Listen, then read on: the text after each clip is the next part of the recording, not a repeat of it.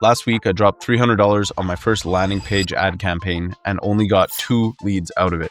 Both booked meetings, but honestly, I expected way more compared to other campaigns where I was getting $10 leads. There were some major key takeaways, and this video I'll be sharing them so you don't have to make the same mistake.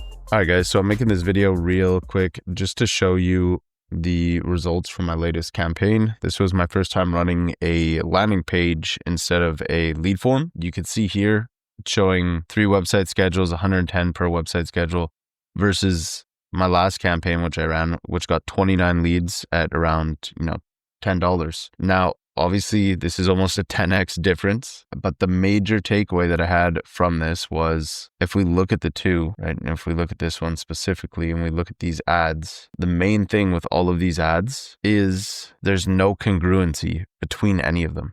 So this is the first image, right? Unlimited, exclusive, pre-qualified leads. We look at the next one, $250 pay per appointment. We look at the next one, 30 premium jobs in the next 90 days. So there's just 5 to 12 deals per month. There is literally zero congruency between any of these ads. And I feel like that is why it pushed my cost per lead up significantly. Now, these leads were a lot more qualified than when I was running paid ads, than when I was running instant form. So that is the first thing that I wanted to share with you is when you are running paid ads, you want to make sure that you have congruency between your offer. All of your ads should be pitching the same offer, targeting the same problem.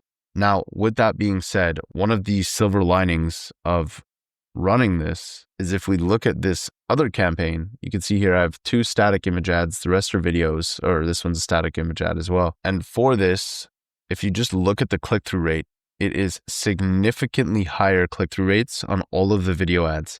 And the cool part is that all of these were generated with SORA too. So all I would do would be hop into SORA, describe my video, right? So if you look at this one, you have the SORA watermark. Yeah, so anyways, I created this and I actually have a SORA prompt generator. So I'll share that with you after this.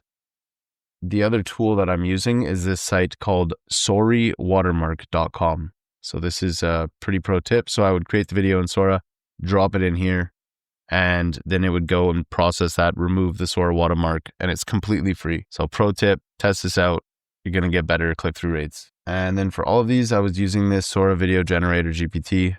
So I can share this with you as well. Yeah, just click generate a video concept, and then it'll ask me all of these questions on who we're calling out, what's the daily pain they feel, what product or solution are we showing to them, what do we want them to do next, what tone fits best. And then from there, it generates your script and you can plug that into SORA and get these really high quality videos.